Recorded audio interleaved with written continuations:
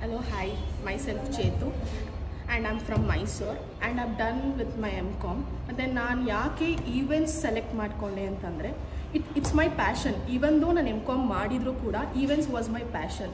ನನ್ನ ಬ್ಯಾಕ್ಗ್ರೌಂಡ್ ಈವೆಂಟ್ಸಿಂದನೇ ಬಂದಿದ್ರು ಕೂಡ I was not knowing so much of knowledge about events. ನಾನು ಸೆಲಿಬ್ರೈಟ್ಸ್ನೇ ಸೆಲೆಕ್ಟ್ ಮಾಡಿಕೊಂಡೆ ಬಿಕಾಸ್ ನನಗೆ ತುಂಬ ರೆಫರೆನ್ಸ್ ಆ್ಯಂಡ್ ವೀಡಿಯೋಸ್ ಅವ್ರು ಹೇಳ್ಕೊಡೋ ರೀತಿ ಫ್ರಮ್ ದ ಸ್ಕ್ರ್ಯಾಚ್ ಸ್ಪೂನ್ ಫೀಡಿಂಗ್ಸ್ ಅವ್ರು ಕೊಡೋ ನೋಟ್ಸ್ನ ನೀವು ರೆಫರ್ ಮಾಡಿಬಿಟ್ರೆ ಸಾಕು, ಅಷ್ಟು ಡೆಪ್ತಾಗಿ ಅದ್ರ ಬಗ್ಗೆ ಲೈಕ್ ಇನ್ ಡೀಟೇಲ್ಡ್ ವರ್ಕ್ ಆ ನೋಟ್ಸ್ನ ನೋಡಿದ್ರೆ ಸಾಕು ನಮಗೆ ಒಂದು ವರ್ಕ್ 50% ಆಫ್ ವರ್ಕ್ ಆ ನೋಟ್ಸಿಂದನೇ ಗೊತ್ತಾಗ ಅಷ್ಟು ಸ್ಪೂನ್ ಫೀಡಿಂಗ್ ಇರುತ್ತೆ ಇಲ್ಲಿ. And I am very much happy. ನನಗೆ ಈವೆಂಟ್ ಬ್ಯಾಕ್ಗ್ರೌಂಡಲ್ಲಿ ಇದ್ದರೂ ಕೂಡ ನನಗೆ ಇಷ್ಟು ನಾಲೆಜ್ ಇರಲಿಲ್ಲ.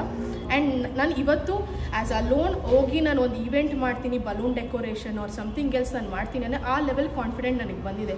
They build me like this. ನನಗೆ ಲೈಕ್ ತುಂಬ ಕಾನ್ಫಿಡೆನ್ಸ್ ಬಂದಿದೆ ನನಗೆ.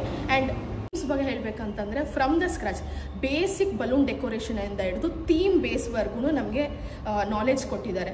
ಬಿಕಾಸ್ ಇವಾಗ ಆಲ್ ಆಫ್ ಅ ಸಡನ್ ಒಂದು ಥೀಮ್ ಬೇಸ್ ಮಾಡಬೇಕನ್ನೋದ್ರ ಬಗ್ಗೆ ನಾಲೆಜ್ ಇಲ್ದಿರ ಬಲೂನ್ ಹೇಗೆ ಬ್ಲೋ ಮಾಡಬೇಕು, ಯಾವ ಸೈಜಲ್ಲಿ ಮಾಡಬೇಕು, ಯಾವ ಥರ ವೇಯಲ್ಲಿ ಪ್ಯಾಟ್ರನ್ ಮಾಡಬೇಕು ಅನ್ನೋ ನಾಲೆಜ್ ಇಲ್ದಿರ we can't build a theme.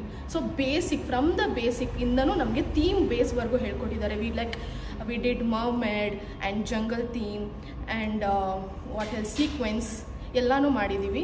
And more to go, ಇನ್ನೂ ತುಂಬ ಕಲ್ತ್ಕೊಳ್ಳೋದಿದೆ. ನಾನು ಒಂದು ಹೇಳಬೇಕು, ಲೈಕ್ 1 ಮಂತಲ್ಲಿ ಕೋರ್ಸ್ ಕಲಿಯೋಕ್ಕಾಗತ್ತಾ ಅಂತ ಎಷ್ಟೊಂದು ಜನಕ್ಕೆ ಕ್ವಶನ್ಸ್ ಇರುತ್ತೆ. I need to answer for them. ನಾನು 1 ಮಂತ್ ಬೇಡ, ಜಸ್ಟ್ 1-2 ಡೇಸ್ ಆಫ್ ಥಿಯರಿ ಕ್ಲಾಸಸ್ಸಲ್ಲೇ 50 to 70% ಆಫ್ ನಾಲೆಜ್ ನಮ್ಗೆ ಅದರಲ್ಲೇ ಬಂದುಬಿಡ್ತು. ಜಸ್ಟ್ 2 ಕ್ಲಾಸಸ್ ಆಫ್ ಥಿಯರಿ ಅಷ್ಟು spoon feeding and depth knowledge ಇಲ್ಲಿ ಕೊಡ್ತಾರೆ. ಅಫ್ಕೋರ್ಸ್ 1 ಮಂತು ಬೇಡ, ನಿಮಗೆ within 20 days throughout the events ಅಂದರೆ ನಿಮಗೆ ಬೇಸಿಕ್ A to Z ಈ ಬೇಸಿಕ್ ನಾಲೆಜ್ 20 ಕ್ಲಾಸಸ್ಸಲ್ಲೇ ನಿಮ್ಗೆ ಗೊತ್ತೆ. ಆ್ಯಂಡ್ ಎಕ್ಸ್ಟ್ರಾ 10 ಕ್ಲಾಸಸ್ ಅದಕ್ಕಿಂತನೂ ನಿಮ್ಗೆ ಎಕ್ಸ್ಟ್ರಾ ಬೇಕಾ, ಲ್ಯಾಗ್ ಆಗ್ತಿದೆ, fine, they will take extra classes. ನಿಮ್ಗೆ ಟೋಟಲಿ ಈ ಬ್ಯಾಚನ್ನು ನಾವು ಹೊರಗಡೆ ಹೋಗೋಷ್ಟರಲ್ಲಿ A to Z ಈವೆಂಟ್ಸ್ ಬಗ್ಗೆ ಎಲ್ಲ ಥರ ನಾಲೆಜನ್ನು ಬಿಲ್ಡ್ ಮಾಡಿ they will send us out.